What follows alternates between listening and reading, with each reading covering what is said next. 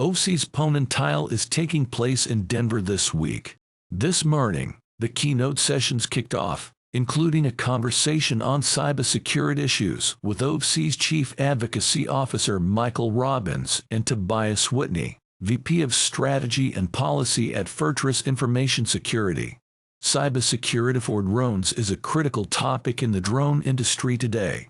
A series of government policies banning the use of Chinese drone technology for government use has resulted in the GSA-approved list being limited to the Defense Innovation Unit's Blue sUAS platforms. States, including Florida and Arkansas, have followed suit in banning drone platforms from listed entities, including China, in an effort to ensure that drones purchased with state funding meet cybersecurity needs. While well-intentioned, these government and state policies have not always helped U.S. drone manufacturing or the public safety agencies or government workers in the field. Florida's policy gave public safety agencies no time to replace and retrain on their fleet. The DIU's Blue sUAS list is limited in scope, and it can be difficult for platforms that don't fit into a Department of Defense need to get through the system and get on the GSA-approved list. Many U.S.-based and DOA-compliant drone manufacturers have been left without a clear path to providing government solutions. Government buyers who need platforms outside of the short-range reconnaissance type included in the first Blue sUAS list have struggled with navigating an exemption process to purchase solutions not listed on the GSI website. In addition, there are significant unanswered questions surrounding these efforts to ensure that drone data is secure. What cybersecurity standards should drone manufacturers meet? Should cybersecurity be focused on technology or country of origin? How can government agencies outside of the Department of Defense, state agencies, and public safety departments evaluate platforms for cybersecurity? The significance of cybersecurity in the current geopolitical landscape. Alex Stamos, before Michael Robbins and Tobias Whitney took the stage, cybersecurity expert Alex Stamos, Stanford professor and former chief of security at Facebook, took the stage to discuss how cybersecurity is a critical piece of the geopolitical landscape. Stamos points out that while the war in Ukraine is in some respects a historical throwback, this current war is being carried out in a totally new way due to the technology available. Autonomous systems have been a key part of both the war fighting and the information gathering that has been significant to the war. Ukraine, without having a massive defense industrial base, now has agents able to pull official, spectacular attacks, says Stamos. The asymmetry between the worlds of military power can be balanced with smart use of technology. The entire world is watching, and every company in this room is now a defense contractor, says Stamos. The result of these new and spectacular uses of technology, Stamos points out, is new and significant efforts to fight through cybersecurity, including Russian attempts to knock out Viasat in order to disrupt the operation of autonomous vehicles. Stamos also states that the growth of the People's Republic of China has impacted the landscape in cybersecurity and offensive attacks, particularly in the area of industrial espionage.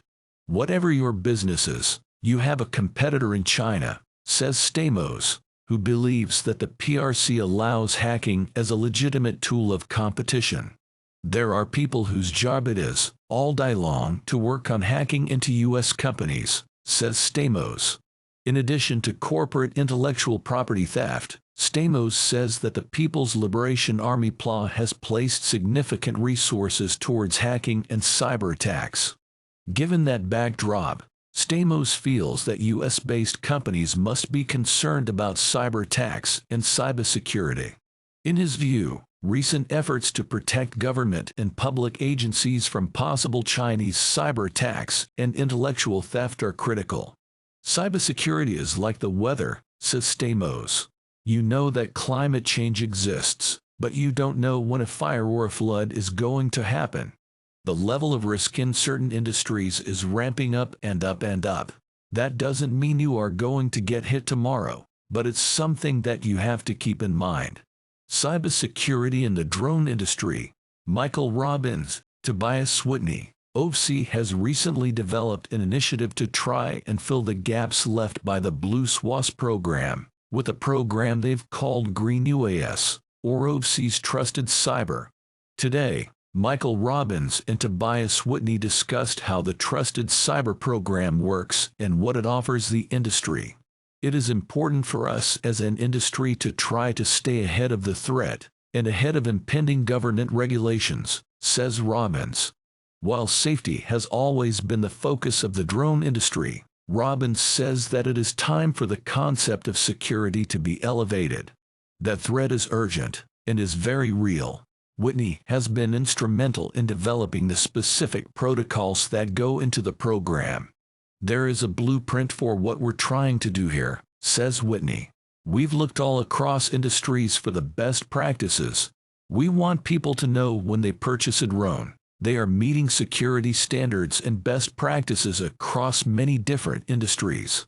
Whitney describes the 4 pillars that go into the Green UAS certification program as it develops command and control, with appropriate encryption and security protocols, supply chain visibility, or where components are manufactured, product security, or how easy would the vehicle be to take over, cyber hygiene, or the foundational expectations of how companies manage security generally.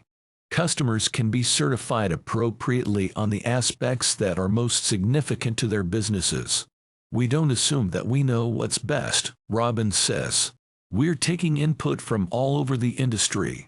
While the Green UAS list is designed to help companies that were locked out of the Blue sUAS program, but AUVSI has worked closely with the DIU in order to create a pathway for manufacturers to move from the Green UAS list to the Blue sUAS list.